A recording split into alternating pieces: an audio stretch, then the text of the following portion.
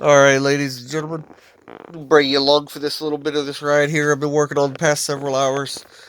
As you know, I got this little uh, Acer Aspire PC case. This PC, it was given to me by a coworker. Power, sub, power supply on it blew out. I'm actually working on the power supply trying to get it to work. But, as you can see, I've cleared the case. I've drawn out all the standoffs, everything out of the interior of the case. I left the front panel connections all in there and intact for right now. I do plan on putting in an I/O plate right here where the DVD player was because it's got this really cool little flap door that covers it, so I can put some USB ports and stuff there. Um, but as you can see, there's not a whole lot of room inside this case for me to fit parts, and I want to build a sleeper PC with this. So what I do for my prototyping, when I do stuff like this, because I like to do everything hands-on. So I print out what I call dimensional blanks. It's like this one was for the height. And I'll print out different sizes until I get it close, and then I'll just move up a millimeter at a time, printing out a new dimensional blank. As you can see, it's only a millimeter thick.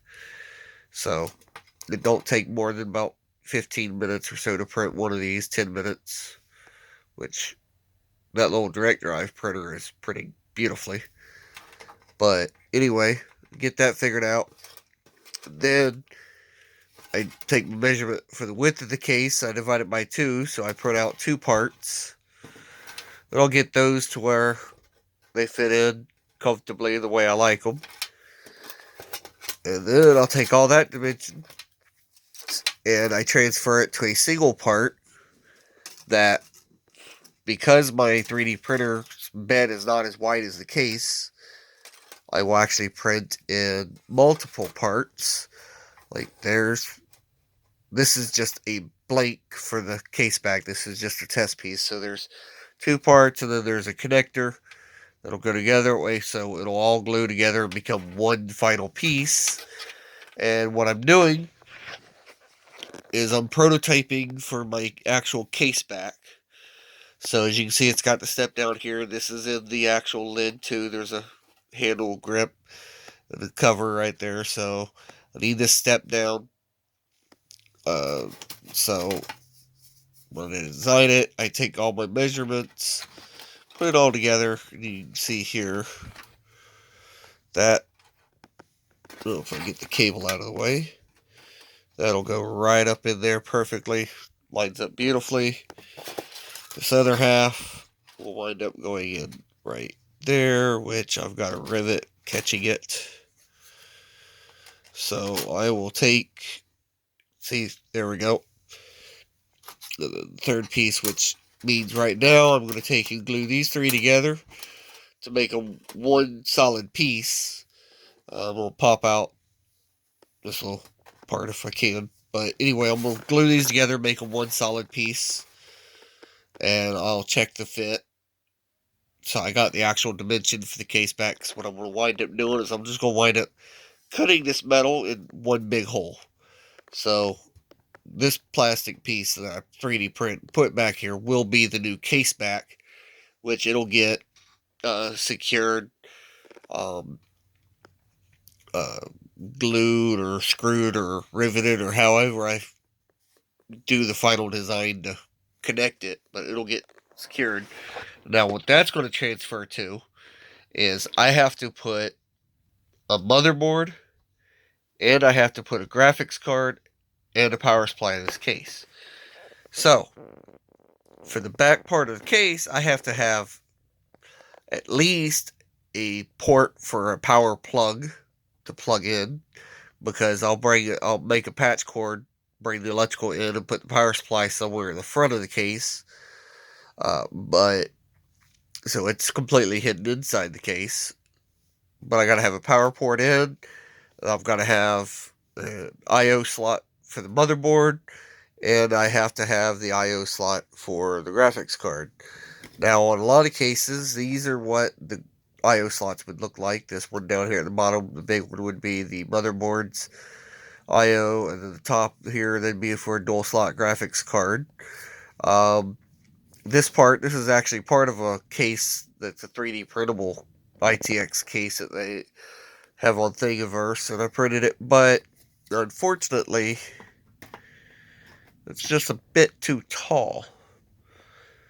So I couldn't use that case back as a reference design and just put it in there, cut out, and have it nice and neatly stacked like that, and have the extra height.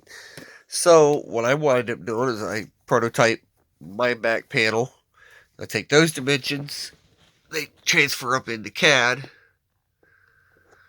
and then here's my three pieces. You can see I've got my I/O cut out for my motherboard. I've got a big I/O cutout opening for the graphics card. I've got a slot mount set up for the graphics card, and that is, yeah, see, there's my prototype parts. But see, so the graphics card's tied into that one slot. This part comes up, and then the centerpiece slots in and connects it all together. So, in theory, that design should work. There's a lot of people, I'm not good at CAD work, that's why I'm just using Tinkercad for this kind of stuff, but there's a lot of people, they'll take hours and days, and they'll take the case, they'll perfectly map the case out into CAD, and render it in CAD, and then put all their parts in there, and import parts files for the graphics card and the motherboard and everything. I don't do that. I can't do that. I'm not good at CAD that way. Also, I like to do things hands-on. I like to do things a little bit harder. I don't like to have the computer tell me that, yeah, this is going to fit, that's going to fit, that's going to fit. I like to kind of print things out and try to finagle and get things to work. So I'm going to prototype and probably print out my first prototype back panel part, but I'm not going to cut this panel out yet because I've still got to somehow buy a motherboard, a CPU, and the CPU cooler before I can finalize this back, because I got to be able to have all three of those parts with the graphics card I have and the RAM to put it all together and make sure it's actually going to fit inside the case physically before I finalize my design and call it either good or revert, do revisions on it and change it how I need to. So this is going to be a very long project, but I thought I'd show you a little bit of how I do my prototyping. For those of y'all who were curious. I know it's a long video, but hopefully somebody finds this interesting how I do it. I will definitely take pictures and post later of my prototype back panel part, all one piece and in there. And let's see. Yeah, my birthday's coming up on the 20th of this month, so if anybody wants to donate me an Amazon gift card to help me purchase some of the PC parts, or if you have, ITX motherboard with CPU and cooler you want to donate me, hey, go for it. Let me know. I'll gladly accept donations at this time. Birthday gifts in the form of Amazon gift cards. I'd love to get this built. So who knows? Hopefully in the next few months I'll be able to come up with money, but right now I'm looking at about $350 just for the motherboard, a CPU, and a cooler. And that still don't include the power supply. So I'm right around the $400, $420-ish range of parts I have to order before I could even put this system together. And considering I only bring home about $70 or $80 a paycheck, it's going to take me a while. But anyway, enough talk. 10 minutes is a long enough video, so hope y'all got a little enjoyment out of how I do my prototyping, and you get to see some of the behind the scenes of how I do stuff. Y'all have a good one.